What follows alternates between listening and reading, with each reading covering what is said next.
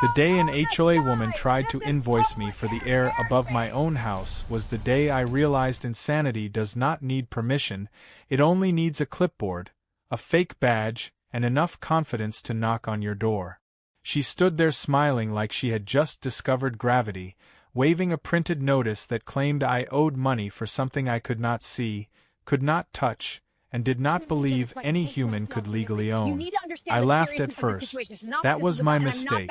I live on the edge of a quiet residential strip that backs up to a small private airfield, the kind with one runway, a hangar that smells like oil and sun-baked aluminum, and a handful of pilots who treat flying like therapy. I bought the place years ago because of the open sky. No tall buildings, no power lines in the way, just clean horizon and the low rumble of prop engines now and then. It was peaceful. It was perfect. And apparently, according to the HOA president, it was taxable. Her name was Karen. Of course it was. She introduced herself with a laminated badge that said HOA Compliance Officer, even though I knew for a fact the HOA did not have such a position. She spoke in rehearsed sentences, each one delivered with a smug upward tilt of her chin. She told me she was conducting a routine compliance review. I asked her what exactly she was reviewing. She gestured upward. She explained that the HOA had recently updated its community guidelines to include airspace usage. I thought she was joking. She was not. She claimed that because my property sat near the airfield, and because small aircraft sometimes flew over my roof during approach or departure, I was benefiting from shared airspace and therefore owed usage fees to the association. She said it slowly, as if that would make it make sense. I told her airspace belonged to the federal government. She smiled wider. She said that might be true for high-altitude airspace, but low-altitude airspace was a gray area. She loved that phrase. Gray area. She said the HOA lawyer had confirmed it.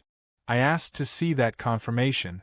She tapped the clipboard and said it was confidential. I closed my door. She knocked again. Harder. When I opened it the second time, she handed me a printed invoice. It had my name spelled wrong and a total that made my stomach flip.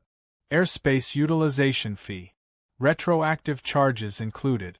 Late penalties applicable. I asked her if she was serious. She said deadly serious and reminded me that failure to pay could result in fines, liens, or loss of community privileges. I asked what privileges. She said compliance. I told her to leave my property. She wrote something down and said she would note my refusal. Then she pointed upward again and said the meter was already running. That night I called my friend Mark, who keeps his single-engine plane in the hangar down the road. Mark is a licensed pilot with thousands of flight hours and a laugh that shakes walls. I told him what happened. He laughed for a full 30 seconds without stopping. Then he stopped laughing and got very quiet. He asked me to keep the invoice. Over the next week, Karen escalated. She mailed letters. She taped notices to my mailbox. She even placed a small orange stake near my driveway with a tag that read airspace boundary marker. That was the moment the humor drained out of it. Neighbors started asking questions. Some laughed. Some got nervous. Karen started holding impromptu meetings on the sidewalk, explaining her vision of community-managed airspace. She spoke about safety, harmony, and fairness while waving her arms like she was conducting an invisible orchestra. Then she crossed a line. One afternoon I heard a knock that was not a knock but a demand. Karen stood there with two men I had never seen before. One wore a polo shirt with the HOA logo. The other carried a handheld device that looked suspiciously like a laser range finder. She announced they were there to conduct an airspace survey. I asked what exactly they planned to survey. She said vertical trespass. She claimed planes flying over my roof were dipping too low and violating HOA-controlled airspace. She said she had already issued warnings to the airfield. She said if non-residents continued to use community airspace without authorization, the HOA would pursue enforcement actions. I asked what enforcement actions. She said cease and desist notices, fines, and possibly grounding requests. That was the moment I realized this was no longer just absurd. It was dangerous. I told her to get off my property immediately. She refused. She said she had authority. I asked her to show it. She waved the clipboard again. I pulled out my phone and started recording. Her smile tightened. She told me recording without consent violated HOA policy. I told her trespassing violated state law. They left, but not before she leaned in and told me this was just the beginning. She said airspace regulation was the future and pioneers always faced resistance. That evening, Mark came over. He read every notice, every invoice, every made-up regulation. He did not laugh this time. He explained exactly how airspace worked. He explained federal preemption. He explained navigable airspace, minimum safe altitudes, and how no HOA on Earth had jurisdiction over it. Then he said something that made me grin. He said he wanted to talk to someone. 2 days later, Karen scheduled a community meeting. The topic was airspace compliance. She invited residents, HOA board members, and representatives from the airfield. She did not expect pilots to show up. She definitely did not expect uniforms. When Mark told me he was bringing friends, I assumed he meant other pilots. I did not realize one of those friends worked as an aviation safety inspector and another had logged more flight hours than Karen had spent breathing air she thought she owned. As I walked toward that meeting, invoice folded in my pocket, I realized something important. Karen did not just misunderstand the law. She believed reality itself could be rewritten if she spoke loudly enough. And she was about to discover that the sky does not belong to confidence, paperwork, or fantasy. It belongs to facts and pilots. Karen arrived at the community meeting like she was stepping onto a stage she had rehearsed for weeks. She wore a navy blazer that looked one size too stiff, carried the same clipboard like a scepter, and positioned herself at the front of the folding tables as if gravity itself bent toward her authority. The room smelled like burnt coffee and plastic chairs.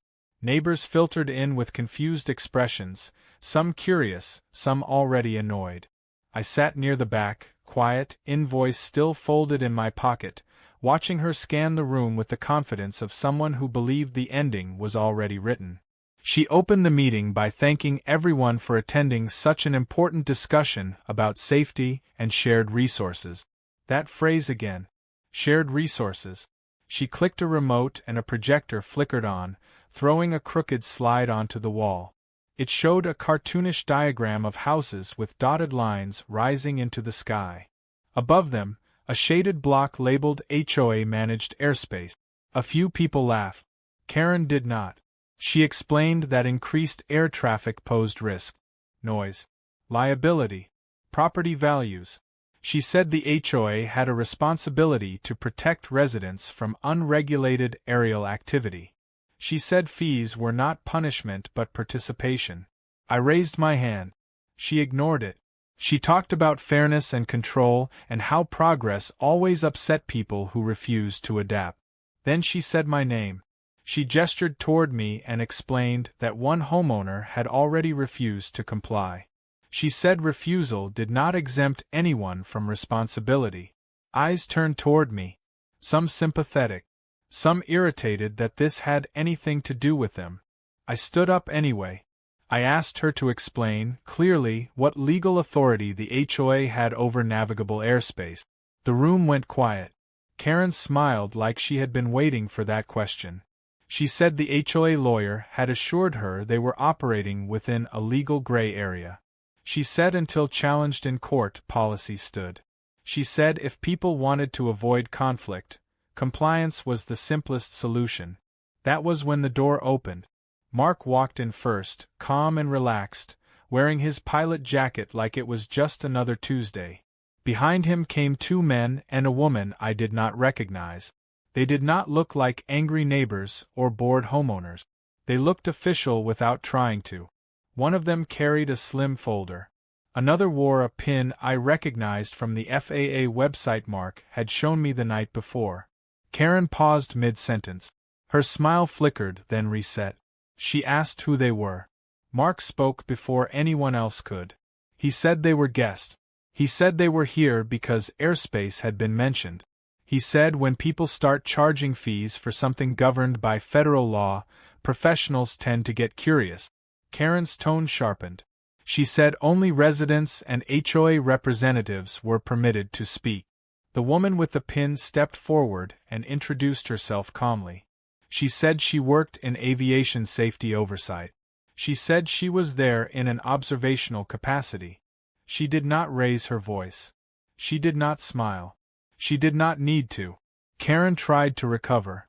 She said the HOA welcomed expert opinions. She said collaboration was always the goal. She gestured back to her slide and continued talking about low-altitude control. That was when Mark interrupted her. He asked her to define low altitude. She hesitated. She gave a vague answer about anything below commercial flight path. Mark nodded and asked if she was aware of minimum safe altitude regulations for small aircraft. She said that was irrelevant. He asked if she knew that private property owners did not own the air above their homes beyond immediate use. She said the HOA bylaws extended property interests upward. He asked her if bylaws overruled federal aviation law. She did not answer that. The room shifted. People leaned forward. Someone whispered. Karen's voice grew louder. She accused Mark of intimidation. She accused the airfield of negligence. She accused me of orchestrating a smear campaign. I sat there quietly, watching the structure she built out of confidence start to wobble. The man with the folder finally spoke. He said he had reviewed the notices Karen sent to the airfield. He said they were legally meaningless. He said the HOA had no authority to issue cease and desist letters regarding flight operations. He said attempts to interfere with aircraft operations could be considered a serious violation. Karen laughed, sharp and brittle. She said that sounded like a threat. The woman with the pin corrected her. She said it was not a threat. She said it was a fact. Karen snapped back that the HOA had a duty to protect its residents. The woman replied that aviation safety existed precisely to prevent unqualified individuals from making dangerous decisions based on personal belief. She said charging fees for airspace could mislead residents into thinking the HOA had powers it did not. She said that kind of misinformation caused problems. Karen slammed her clipboard onto the table. She said the HOA board stood behind her. She said she had vote. She said this community would not be bullied by outsiders. That was when a neighbor stood up. Then another. One asked if Karen had actually consulted a real aviation attorney.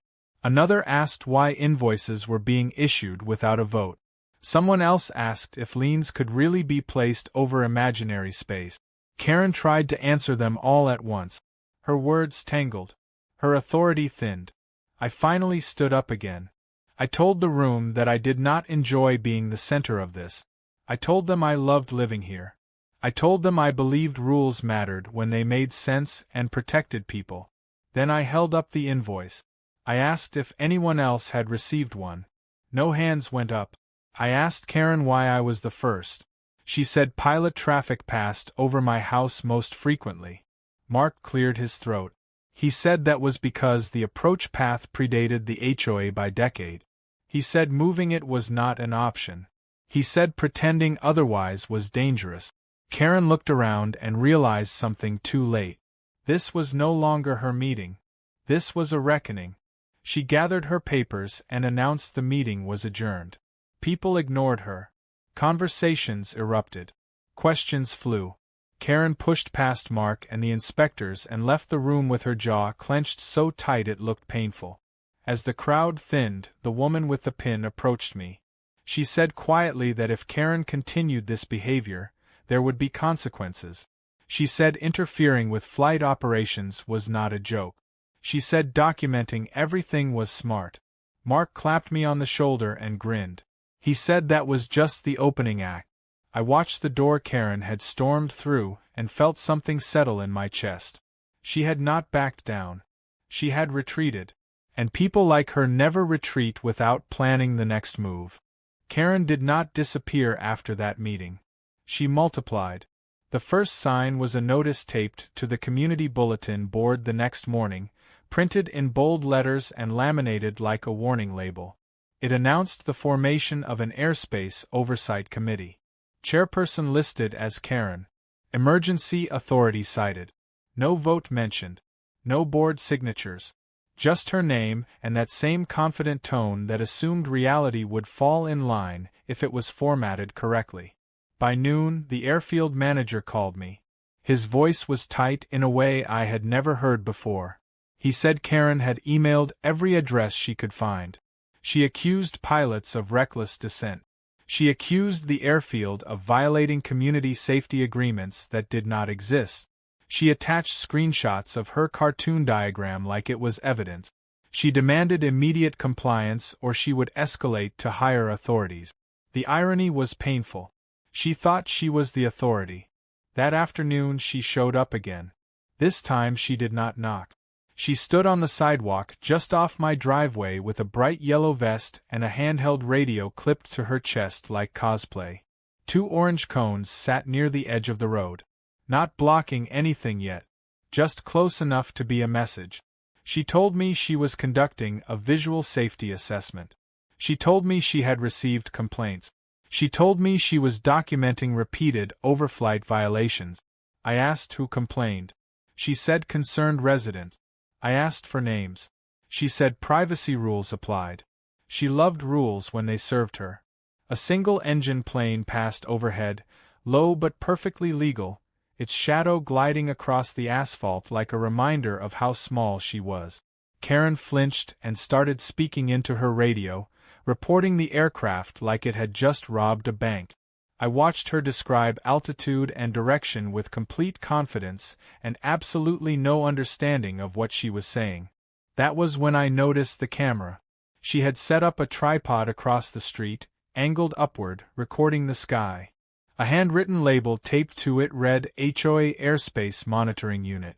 I asked if she had a permit to film private property. She said the sky was public. She said angles were irrelevant. She said everything above the fence line was fair game. I called Mark again. He did not sound surprised. Within 2 days, letters went out to residents warning of potential liability risks tied to unauthorized aircraft activity. Karen claimed insurance premiums could rise. She claimed property values could fall. She claimed homeowners might be personally exposed if they failed to support enforcement measures. Fear was her fuel. And it worked on some people. A neighbor stopped me while I was taking out the trash. He asked if planes were really allowed to fly that low. He asked if Karen might be right. I told him the truth. I explained approach paths and regulations. He nodded but did not look convinced. Doubt spreads faster than facts when it wears a vest and carries a clipboard. Then Karen escalated again. One evening, just before sunset, I heard the sound of plastic scraping asphalt. I stepped outside and saw cones. Not near the driveway. Across it. 4 of them, evenly spaced, like a line she had finally decided to cross. A laminated sign hung from a folding stand. Temporary safety closure. Airspace hazard assessment in progress. I laughed once. A short, sharp sound. Then I felt angry. I asked her what she thought she was doing. She told me access was temporarily restricted for safety reasons.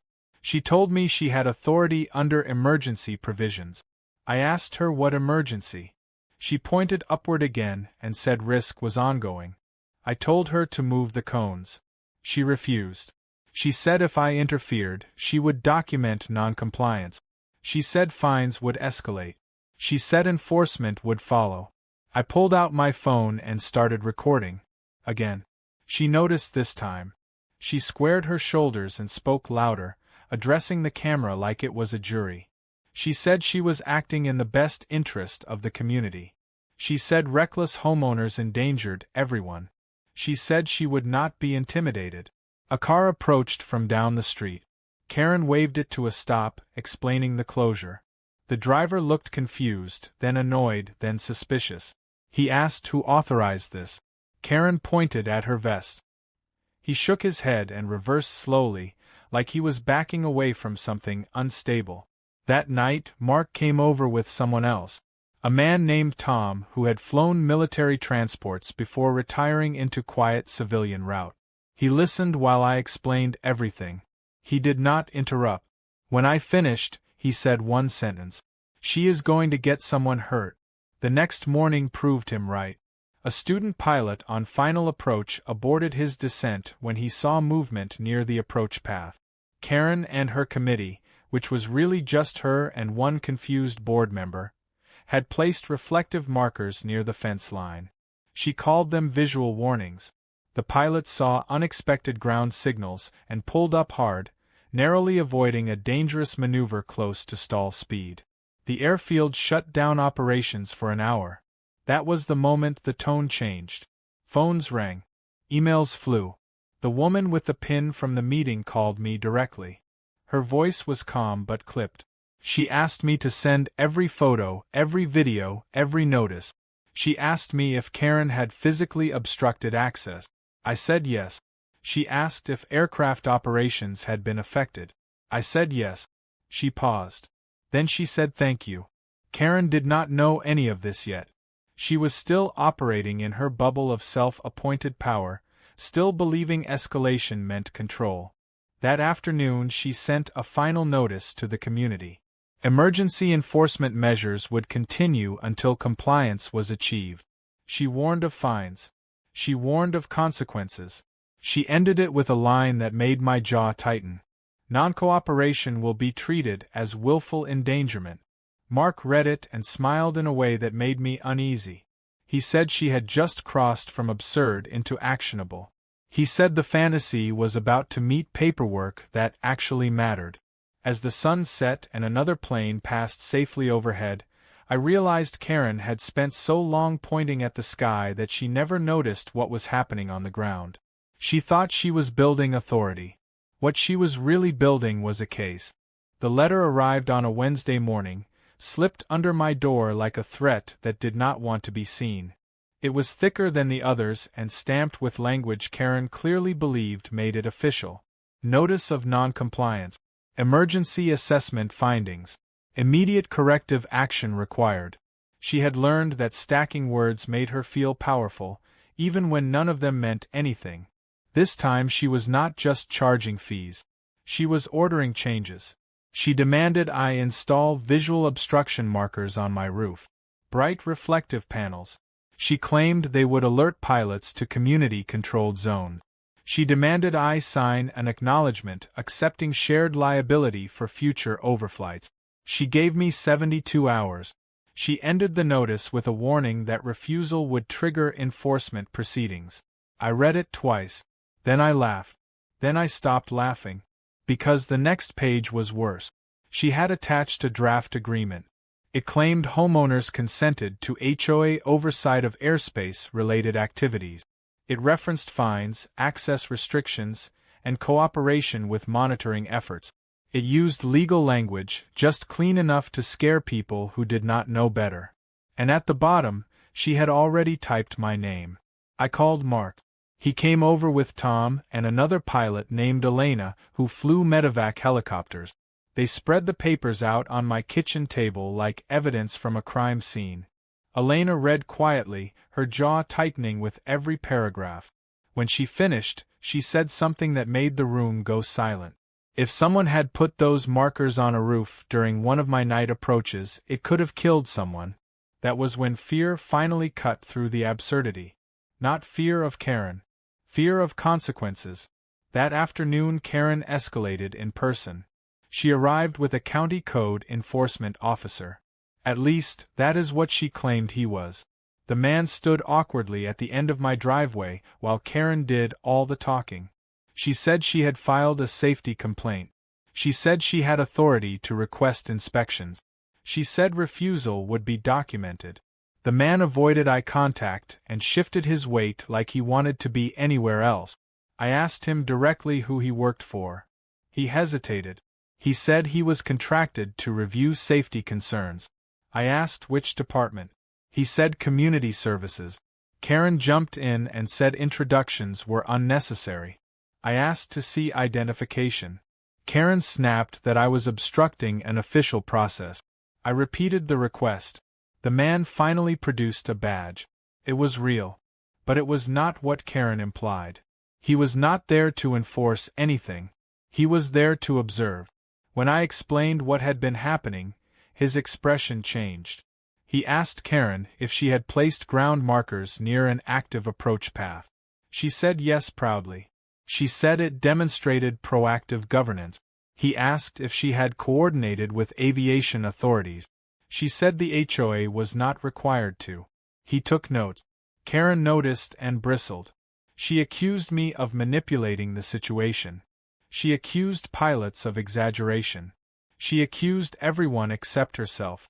The officer told her calmly that interfering with flight operations was outside HOA jurisdiction. He told her placing unauthorized markers could violate safety regulations. He told her this was serious.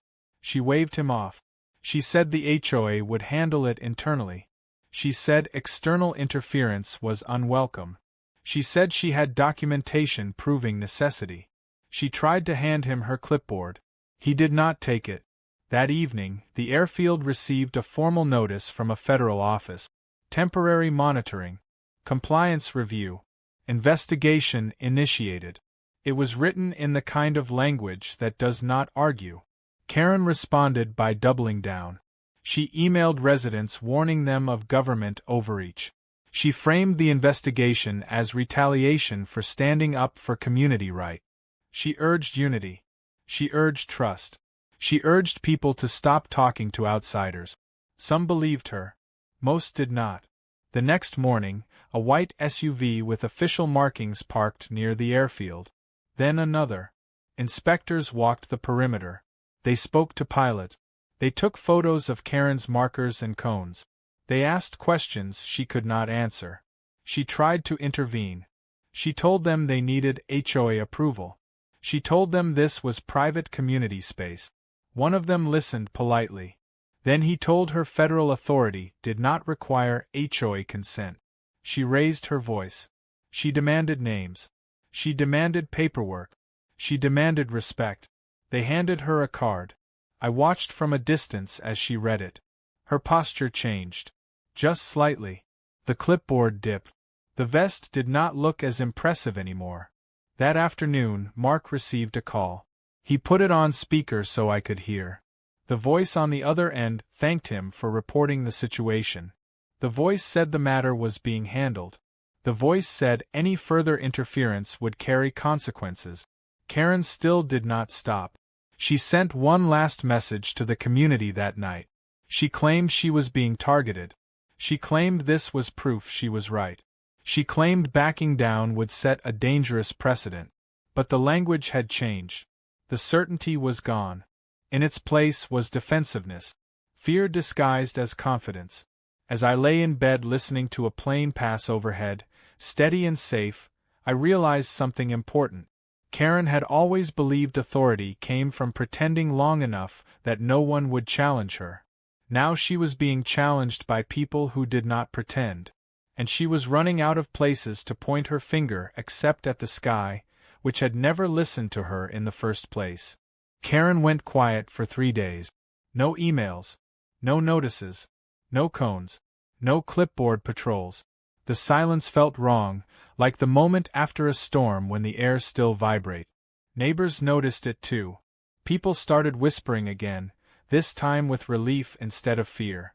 Someone joked that the sky had finally been reclaimed. I did not laugh. Silence was not surrender. It was planning. On the 4th day, the HOA board called an emergency session. The notice appeared in inboxes just after dawn. Mandatory attendance.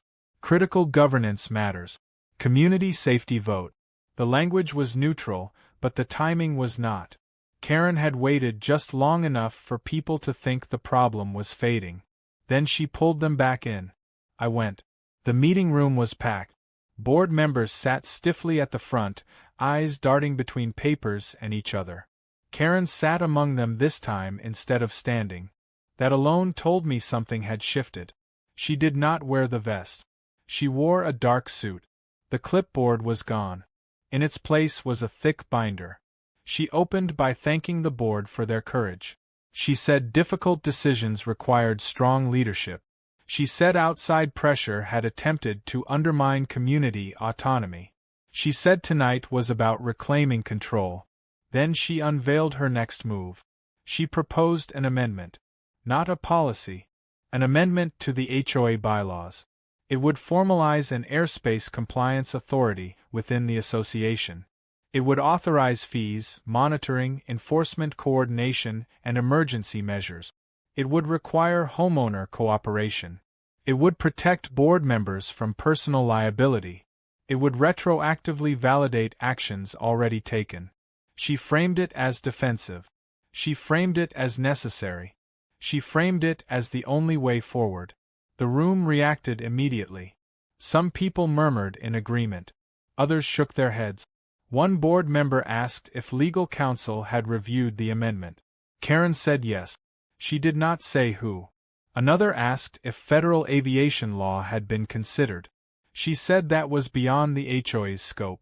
I raised my hand. She saw me and looked away. A resident stood up and asked why the board was voting on something that had already triggered an investigation. Karen snapped that fear could not dictate governance. She said backing down now would be admitting fault. She said the HOA had to stand firm. The board chair finally spoke. He looked tired. He asked if anyone had received official notice regarding the investigation. Karen said that was confidential. He asked if the amendment would expose residents to liability. Karen said unity reduced risk. Mark was sitting beside me. He leaned forward and whispered that this was the move he had been waiting for.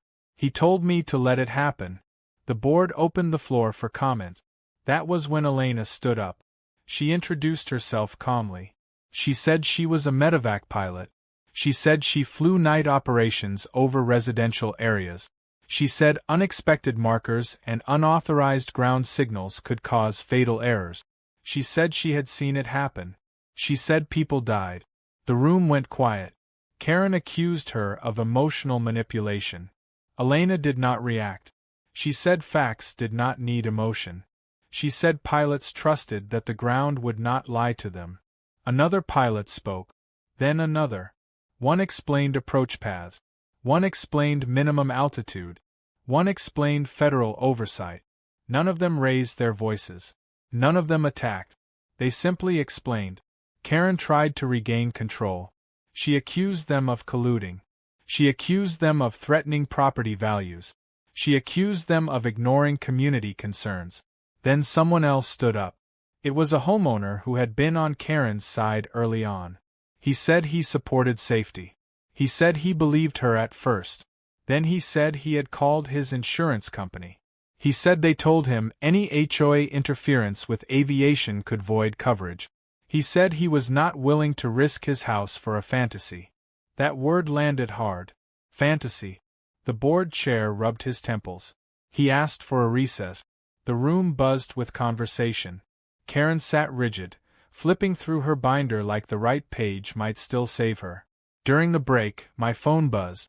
A message from the woman with the pin. She said she had heard about the amendment. She said passing it would escalate matters significantly. She said the association could face consequences. When the meeting resumed, the board chair cleared his throat. He said the amendment would not be voted on tonight. He said further legal review was required. He said the investigation could not be ignored. Karen stood up so fast her chair scraped loudly across the floor. She accused the board of cowardice. She accused them of betrayal. She accused residents of being manipulated by outsiders. Then she said something that sealed her fate. She said if the board refused to act, she would. She said she would enforce compliance herself. The room erupted. People shouted. The chair banged the table. Karen gathered her binder and stormed out, declaring she would not let bureaucracy endanger lives. Mark leaned back and exhaled slowly. He said she had just publicly claimed authority she did not have. He said that was not bravado. That was evidence. As I walked out into the night air, I looked up.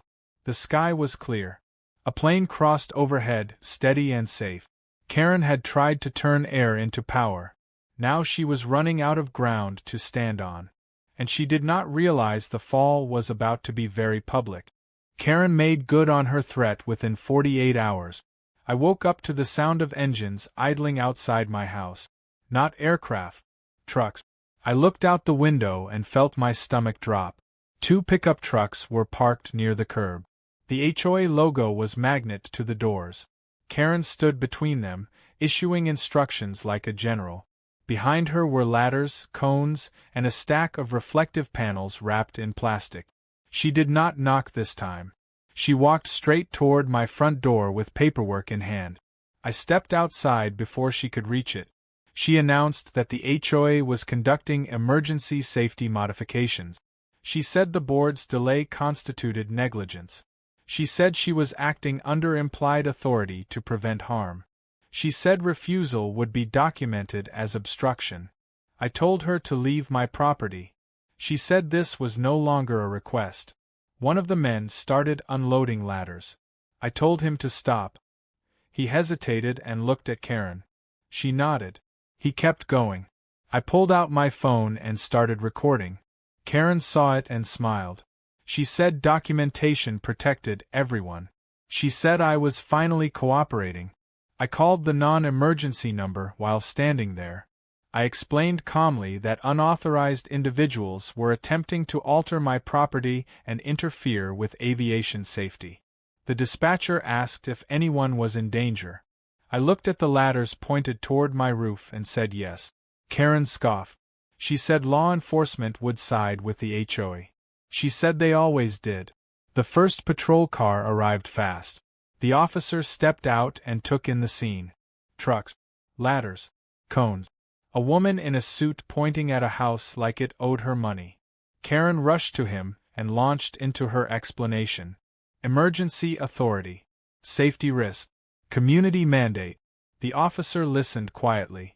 Then he asked a single question. Do you have written permission from the homeowner? Karen said permission was implied. The officer looked at me.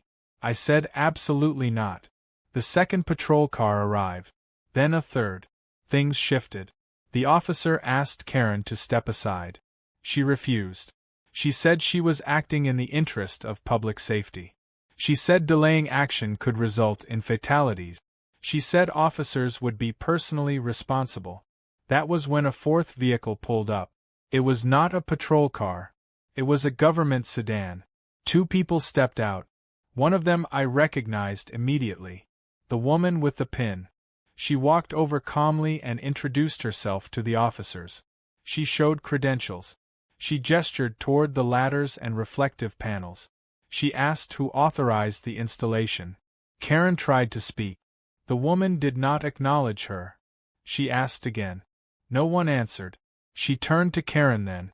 She asked if she understood that placing unauthorized visual signals near an active flight path constituted interference with aircraft operations. Karen said she was preventing accidents. The woman said intent did not change outcome. She asked Karen if she had been instructed to cease activity pending investigation. Karen said no one had authority over the HOA. The woman corrected her. She said federal law did. Karen's voice rose. She accused them of overreach. She accused pilots of endangering children. She accused me of manipulating the system. The woman with the pin listened without reacting. Then she said something that finally cut through the noise. She said this was no longer an HOA matter. She said this was now a safety violation. She said enforcement would follow. The officers asked Karen to step away from the property. She refused again. That was when they told her she was trespassing. She laughed. She said she lived in the community. They told her community membership did not grant property rights. The laughter stopped. Karen argued. She gestured. She pointed upward like she always did. The officers repeated the request. She did not comply. They escorted her to the side. One of the HOA workers quietly loaded the ladders back into the truck. The other stood frozen, eyes wide, like he had just realized he was in the wrong movie. Karen did not go quietly. She shouted about lawsuit. She shouted about corruption. She shouted about how everyone would regret this. Phones were out now. Neighbors watched from porches. Someone whispered. Someone else filmed. The officers issued a citation. Then another. The woman with the pin handed Karen a document. I could not hear what was said, but I saw Karen read it. Her face drained of color. She looked at the trucks. She looked at the officers. She looked up at the sky one last time like it might save her. It did not. They told her she needed to leave. She did. As the trucks pulled away and the street returned to its quiet hum, the woman approached me. She said I had done the right thing by calling. She said escalation was unfortunate but necessary. She said the investigation was moving faster now. Mark arrived minutes later. He took in the scene and let out a slow breath. He said that was the moment everything changed. He said Karen had turned imaginary authority into real consequences. That night, an email went out to the entire community. The HOA was suspending all airspace-related actions pending review. The board disavowed unauthorized enforcement. They promised cooperation with authorities. Karen was not mentioned by name. She did not need to be. As I sat on my porch listening to the distant sound of a plane passing safely overhead, I realized the fantasy was cracking. Karen had finally tried to touch the sky. And the sky had pushed back. Karen vanished from public view after that morning, but the damage she had done kept rippling outward like turbulence long after the aircraft passed. The HOA email disavowing airspace enforcement landed in inboxes with a dull thud instead of relief. People did not trust it. Not anymore. Too much had already happened. Too many lines crossed. Silence did not erase videos, citations, or the memory of ladders pointed at a roof like weapons. 2 days later, another message followed. This one was shorter, drier, legal. The HOA board announced it had retained outside counsel. All prior communications regarding airspace were rescinded. Residents were instructed not to interact with Karen in any official capacity. Any further directives from her were to be ignored. That was the moment the story stopped being about airspace. It became about her. Neighbors started talking openly now. Stories surfaced. Someone mentioned Karen threatening fines over mailbox colors. Another recalled her trying to regulate window reflections. A retired engineer brought up a time she claimed authority over sidewalk shadows. At first people laughed. Then they realized a pattern had always been there. Control was her oxygen. I thought that would be the end of it. I was wrong. Karen did not accept erasure quietly. She showed up at the airfield. Not the office. The runway perimeter. Security called Mark when she arrived, pacing near the fence line with a folder under her arm. She was demanding to speak to someone in charge. She claimed the HOA had been sabotaged. She claimed pilots were colluding against residents. She claimed she had documentation proving violations. Mark and I arrived together. We did not approach her directly. We watched from a distance as airfield staff spoke with her through the fence. She gestured wildly, pointing at planes taxiing like they were intruders. Her voice carried even from that far away. Then she did something unforgivable.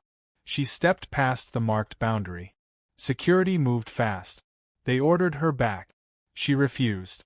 She said she was conducting an inspection. She said the airfield was operating under false assumptions. She said she would shut it down if necessary. A small plane was taxiing nearby. The pilot cut power and signaled. The situation snapped tight in an instant. This was not a meeting room. This was not a driveway. This was live infrastructure. Security escorted her away physically this time. She screamed about rights. She screamed about conspiracies. She screamed my name. Law enforcement arrived minutes later. Statements were taken. Karen was issued a formal warning for trespass on a secured aviation facility. The officer's tone made it clear there would not be a second warning. She left in tears. That evening, the investigation went public. A notice appeared on a federal bulletin site regarding unauthorized interference with aviation operations tied to a residential association. It did not name names, but the details were unmistakable. News outlets picked it up quickly. A local station ran footage. Karen's bright vest made an appearance, blurred but recognizable. Neighbors started calling me. Some apologized. Some thanked me. One asked if I thought property values would recover. I told them honestly that values mattered less than safety. Karen tried to get ahead of it.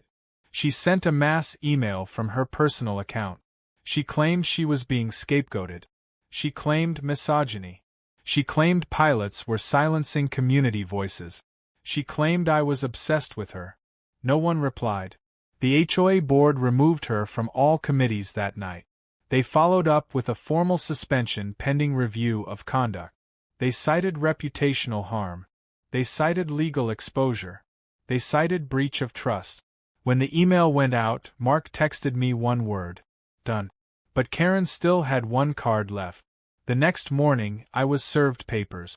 She was suing. Not the HOA. Not the airfield. Me. She claimed defamation. She claimed harassment. She claimed emotional distress. She claimed I had orchestrated a campaign to undermine her authority and ruin her reputation. I read the filing slowly. It was chaotic, rambling, full of screenshots, printed emails, and highlighted phrases ripped from context. It read less like a lawsuit and more like a manifesto. Mark read it and shook his head.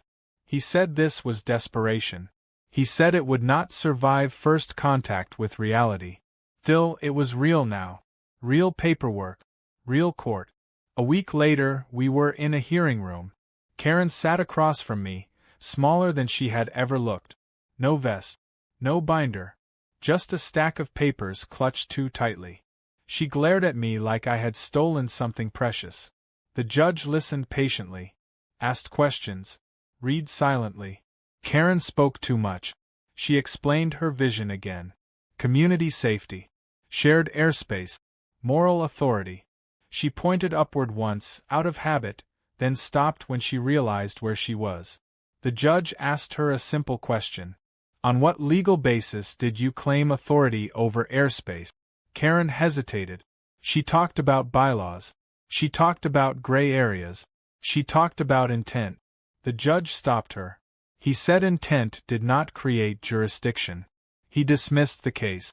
Just like that. Karen stared at him like he had spoken another language. She opened her mouth to argue. He told her the matter was closed. He warned her about future filings. As we left the room, Karen said nothing. She did not look at me. She walked past like I was air. Outside, Mark exhaled and laughed softly. He said the fall was almost complete. He was right. Because the final consequence had not landed yet. And it was coming from the place Karen had tried hardest to control. Above. The letter that ended everything did not come from the HOA, the court, or the airfield. It came from a federal office with a return address Karen had tried to intimidate into silence. I knew what it was the moment I saw it. The investigation findings were finalized. Karen received hers the same day I did, though mine was informational and hers was not. Mine explained outcomes. Hers explained consequences. The difference mattered. The report was thorough, calm, surgical. It documented unauthorized interference with aviation operations, misrepresentation of authority, placement of unapproved visual signals near an active approach path, and repeated refusal to comply with directives once notified. It cited dates, photos, videos, statements, her words, her actions, her insistence that confidence could substitute for jurisdiction. It concluded that she posed an ongoing safety risk. The penalties were not dramatic. They did not need to be. Civil fines. A formal prohibition against engaging in any activity that could be construed as aviation-related enforcement. Mandatory training she would never take. A warning that future violations would escalate quickly. But the real consequence came at the end. A referral. Her name was forwarded to other agencies. Not because of the airspace fantasy itself, but because of the pattern it revealed. Abuse of position, fabrication of authority, endangerment, escalation after warnings. Karen had always believed consequences were something she could redirect at others. This time they stuck. The HOA moved fast after that. Faster than I had ever seen them move on anything. They held a special session and voted to permanently remove her from any leadership role. They updated bylaws to explicitly prohibit unilateral enforcement actions. They issued an apology to residents and the airfield. They hired a real attorney to clean up the mess she left behind. Karen tried to attend the meeting. They did not let her in. She stood outside the community center arguing with a locked door, waving papers no one wanted to read. Someone filmed it. The video made its way around quietly, then loudly. The comments were not kind. They were tired. She stopped coming after that. Weeks passed. Then months. Planes continued to fly overhead, exactly as they always had. Safely. Predictably. Indifferent to human delusion. The sky never changed. Only the noise beneath it did. I ran into Karen once at a grocery store. She looked smaller. Not physically. Spiritually. The confidence was gone. The posture was different. She noticed me and froze like a child caught misbehaving. For a second, I thought she might say something. Apologize. Accuse. Anything. She turned and walked away. Mark later told me she had tried to file complaints with other agencies. Noise boards. Zoning committees. Anyone who might listen. None of them did. Her name carried weight now, but not the kind she wanted. The airfield installed a small plaque near the hangar a few months later. It thanked pilots, inspectors, and community members for cooperation during a safety review. No names. No drama. Just facts. Elena sent me a message after one of her night flights. She said the approach was clean. Clear. Predictable. She said trust mattered more than rules. She was right. Every so often a new neighbor asks about the planes. I tell them the truth. That the airfield was here long before us. That the rules are written in blood, not imagination. That safety does not belong to whoever speaks loudest. They nod. They understand. Or they pretend to. Either way, the system holds. I still think about the moment Karen stood on my driveway pointing at the sky, convinced she could own it if she just tried hard enough. I think about how certainty without knowledge becomes dangerous faster than ignorance ever could. I think about how authority borrowed from fantasy always collapses under real weight. The sky does not care who you are. It does not bend for clipboards, vests, or laminated badges. It does not recognize confidence as currency. It answers only to physics, law, and people trained to respect both. Karen tried to tax the air. In the end, the air exposed her. And it did it quietly, cleanly, and without ever noticing she was there at all.